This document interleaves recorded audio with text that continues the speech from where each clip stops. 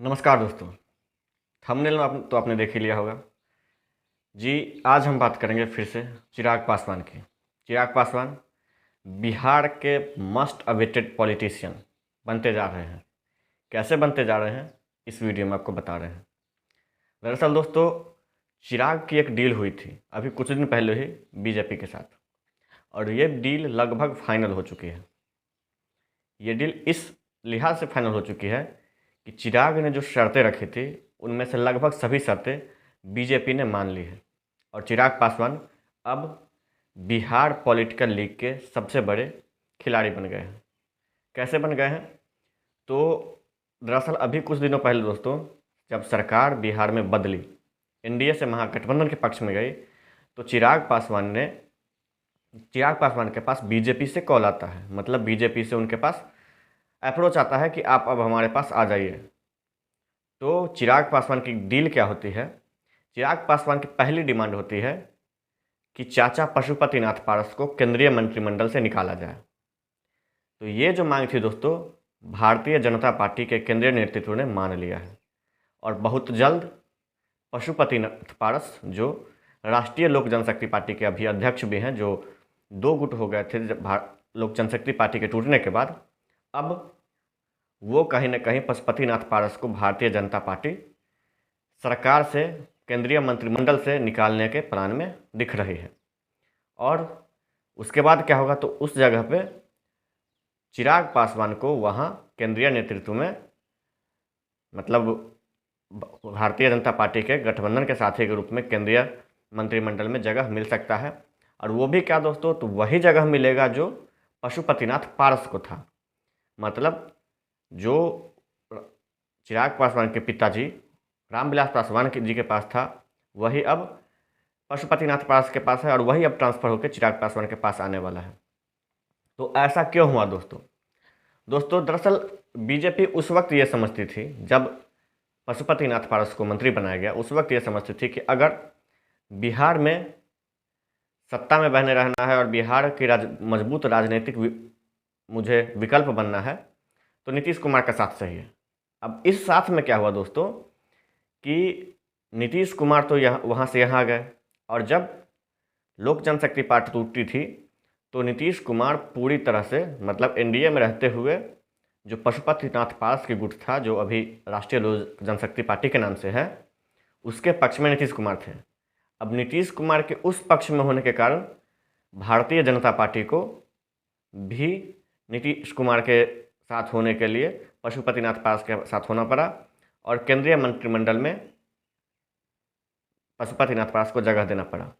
दरअसल दोस्तों, पशुपतिनाथ पारस के पास 5 सांसद थे, लेकिन इन 5 सांसदों का बीजेपी को कोई मोल नहीं था। लेकिन सिर्फ और सिर्फ नीतीश कुमार के जिद के कारण, जब लोक जनशक्ति पार्टी अलग हुई, तो पशुपतिनाथ पारस गुट के पशुपतिनाथ पारस को मंत्रिमंडल में जगह दी गई। जबकि भारतीय जनता पार्टी को पहले से भी पता था कि अगर हम एक तराजू में, एक ही पार्टी के, एक ही परिवार के 2 सदस्य हैं, पशुपतिनाथ पारस और लोक जनशक्ति पार्टी रामविलास के चिराग पासवान, अगर इन दोनों को एक ही जगह, एक ही तराजू में रखें, तो भले ही 5 सांसद हैं पशुपतिनाथ पारस के पास, लेकिन अकेला चिराग पासवान भी पशुपतिनाथ पारस पर भारी पड़ेंगे। क्यों? क्योंकि जो माननीय रामविलास पासवान ने वोट बैंक बना के गया था, वो वोट बैंक शिफ्ट कहीं नहीं हुई। वो वोट बैंक चिराग पासवान के साथ है, वो वोट बैंक पशुपतिनाथ पारस के पास नहीं है। तो उस वोट बैंक को क्लियर करने के लिए, उस वोट बैंक के अपने साथ बनाए रखने के लिए, भारतीय जनता पार्टी कहीं ना कहीं पूरी तरह से चिराग पासवान के अंदर ही अंदर पक्ष में थी। और आप भी जानते हैं कि चिराग पासवान ने भी साफ साफ बोल दिया था कि मैं मोदी जी का हनुमान हूँ, और मोदी जी पर कोई भी संकट आने से पहले मुझसे गुजरना पड़ेगा। तो उन बयानों से कहीं ना कहीं भारतीय जनता पार्टी तो खुश थी। अब उस खुशी को वो इजहार इसलिए नहीं कर पा रही थी कि नीतीश कुमार भी उनके साथ थे, और जब पलड़ा का देखा जाएगा तो चिराग पासवान और नीतीश कुमार का देखा जाएगा तो नीतीश कुमार चिराग पासवान से कई कदम आगे निकलते हैं। तो भारतीय जनता पार्टी को नीतीश कुमार को खुश करने के लिए पशुपतिनाथ पारस को मंत्रिमंडल देना पड़ा, और अपने वोट बैंक को बचाए रखने के लिए उस वक्त। लेकिन अब चूँकि नीतीश कुमार अलग हो चुके हैं तो वो वोट बैंक इनके पास नहीं है, तो वो एक्स्ट्रा ऐड वाला अगर देखते हैं तो पशुपतिनाथ पारस उनको 10 वोट भी बना के नहीं देंगे। उनको अगर कोई वोट बना के देगा भारतीय जनता पार्टी को तो वो चिराग पासवान। यही कारण है कि अकेला होते हुए भी चिराग पासवान को आज मंत्रिमंडल में जगह मिलने जा रहा है। और ये डील लगभग पूरी तरह से फाइनल हो चुकी है कि पशुपतिनाथ पारस से केंद्रीय मंत्रिमंडल से बर्खास्त किया जाएगा और चिराग पासवान को केंद्रीय मंत्रिमंडल में जगह दी जाएगी। इसके बाद, इन सभी बातों के बाद अब बात आती है कि चिराग पासवान को जगह मिलने के बाद जो चिराग पासवान ने दूसरी शर्त रखी थी, वो शर्त थी कि नीतीश कुमार को एनडीए में जगह नहीं मिलने का। तो ये जगह वाली बात जो है दोस्तों कहीं न कहीं फाइनल नहीं हुई है। ये चिराग पासवान को बोल दिया गया है कि नीतीश कुमार पर फैसला लगभग वो रास्ता हालांकि बंद है, लेकिन फैसला वो केंद्रीय मंत्रिमंडल का है, क्योंकि नीतीश कुमार से बात अभी तक बिहार बीजेपी ने ही किया, चिराग पासवान से बात अभी तक बिहार बीजेपी ने ही किया है और उन्होंने इस बातों को आगे बढ़ा कर छोड़ दिया कि नहीं, बाकी का बात केंद्र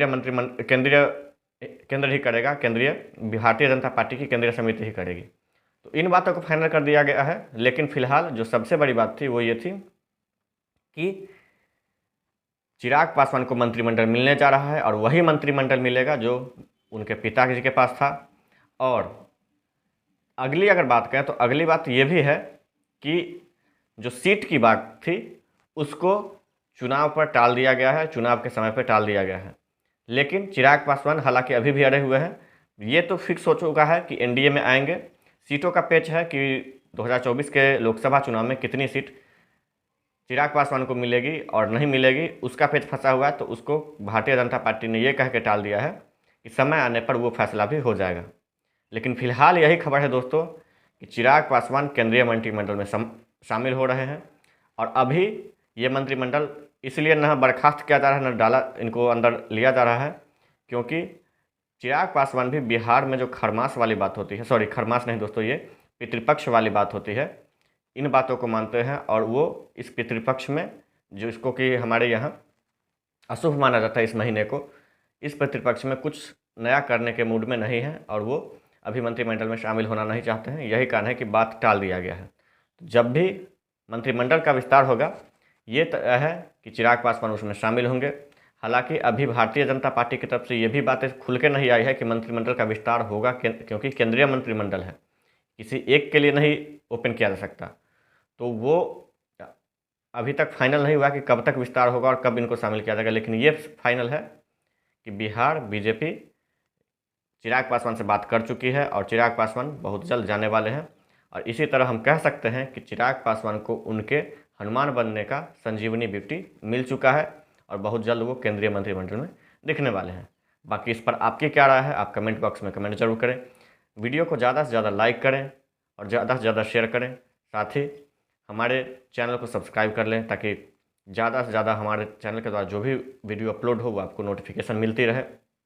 इसके अलावा आप अपने दोस्तों के साथ शेयर करें। अगर वीडियो अच्छी लगी तो लाइक करें। धन्यवाद।